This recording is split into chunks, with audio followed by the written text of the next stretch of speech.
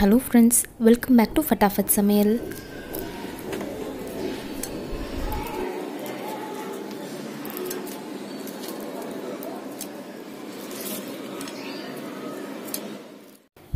இந்த மாதிரி கிறிஸ்பியான பரோட்டா அதுவும் நல்ல டேஸ்ட்டில் ரொம்ப கம்மியான இன்க்ரீடியன்ஸ் வச்சு எப்படி செய்யறதுன்னு பார்க்க. நான் இன்றைக்கி 1/2 கிலோக்கும் கொஞ்சம் அதிகமாக மைதா மாவு எடுத்திருக்கேன். தேவையான அளவு உப்பும் தேவையான அளவு தண்ணியும் ஊற்றி நல்லா சாஃப்டாக பிசைஞ்சுக்கோங்க. அவ்வளோதான். நம்ம முட்டை சர்க்கரை அதெல்லாம் எதுவுமே சேர்க்கலை. பாலெல்லாம் ஒரே 1 டேபிள் ஸ்பூன் எண்ணெயை ஊற்றி சும்மா இந்த மாதிரி ஃபுல்லாக தடவி ஒரு 1 மணி நேரத்துக்கு ஊற வச்சுடுங்க. ஊற வைக்காமல் கூட நம்ம செய்யலாம். இப்போ பாருங்கள் எவ்வளோ சாஃப்டாக இருக்குன்ட்டு. சப்பாத்திக்கு எப்படி உருண்டை போடுவீங்களோ அதை விட கொஞ்சம் அதிகமான மாவு எடுத்து உருண்டை போட்டு வச்சுக்கோங்க. பிகினர்ஸ் இந்த மாதிரி ரோல் பண்ணி ஈவனாக கட் பண்ணிக்கலாம். இப்போது அதை பால் ஷேப்புக்கு ஷேப் பண்ணிவிட்டு கையில் எண்ணெய் தொட்டு ஃபுல்லாக ஒவ்வொரு பால்லையும் தடவி வச்சுடுங்க தனியாக. இப்போது பரோட்டா எப்படி உருட்டுறதுன்னு பார்க்கலாம். ஒரு உருண்டை எடுத்து இந்த மாதிரி நல்லா தின்னாக உருட்டிக்கோங்க. நார்மலாக சப்பாத்தி உருட்டுற மாதிரி தான். ஆனால் அதில் எண்ணெய் இருக்குதுன்றதால நம்ம மாவுலாம் எதுவுமே தொட தேவையில்லை.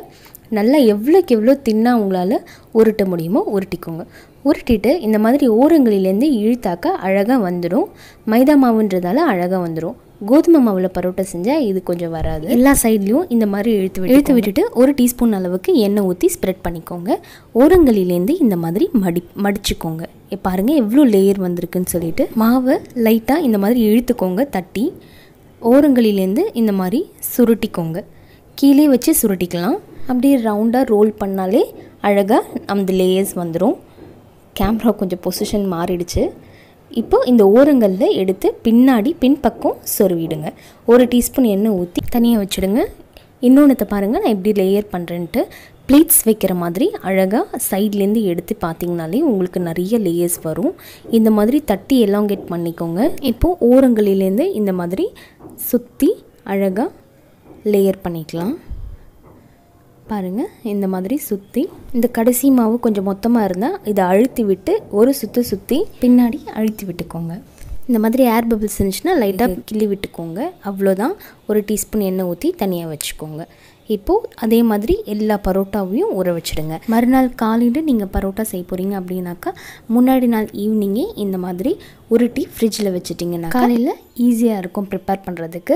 நல்லா ஊறி போய் சூப்பராகவும் இருக்கும். இப்போது சுற்றி வச்சுருக்கிற பரோட்டாலேருந்து ஒன்று எடுத்து நார்மலாக சப்பாத்தி வளட்டுற மாதிரி வளட்டிக்கலாம்.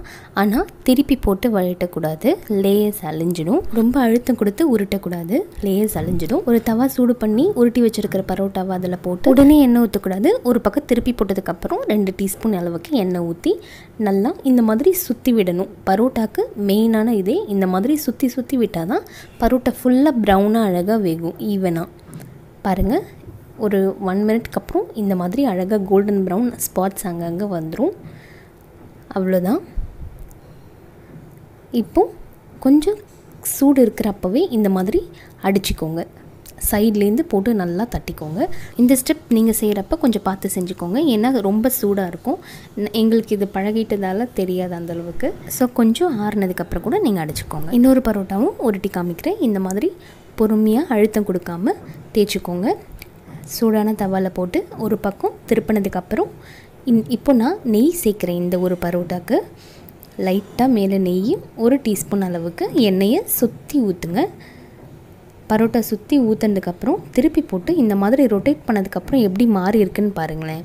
ஃபுல்லாக கோல்டன் ப்ரௌனாக ஈவனாக ஓரங்களில் கூட அழகாக செவந்திருக்கும். இப்போது இந்த சைடையும் பாருங்கள். மீடியம் ஃப்ளேம்லேயே பரோட்டா போடுங்க. ரொம்ப ஹை ஃப்ளேம் வேண்டாம். நிறைய பேர் பரோட்டாக்கு நிறைய இன்க்ரீடியன்ட்ஸ் தேவைப்படும். செய்கிறது ரொம்ப கஷ்டம், அதுக்கெலாம் எக்ஸ்பீரியன்ஸ் வேணும்னு நினச்சிட்ருக்கீங்க. பட் அதெல்லாம் எதுவுமே கிடையாது. நான் இன்றைக்கி மாவு பிசைகிறப்போ எண்ணெய் கூட ஊற்றலை. சில பேர் முட்டை பால் நிறைய எண்ணெய் ஊற்றி நிறைய எண்ணெய் செலவு பண்ணுவாங்க இந்த பரோட்டா செய்கிறதுக்கு. பட் எதுவுமே தேவையில்லை. 1/4 கப் எண்ணெயிலே நான் எல்லாத்தையுமே போட்டு முடிச்சிட்டேன் பரோட்டாவை. அந்தளவுக்கு கம்மியாக தான் நம்ம எண்ணெய் யூஸ் பண்ணுவோம். பட் டேஸ்ட்டு ரொம்ப சூப்பராக இருக்கும். இது chicken gravy, mutton gravy, veg kurma, அப்புறம் மேக்ஸிமம் எல்லா கிரேவிஸ் கூடயுமே ரொம்ப நல்லாயிருக்கும். மைதா ஹெல்த்துக்கு சுத்தமாக நல்லது கிடையாது.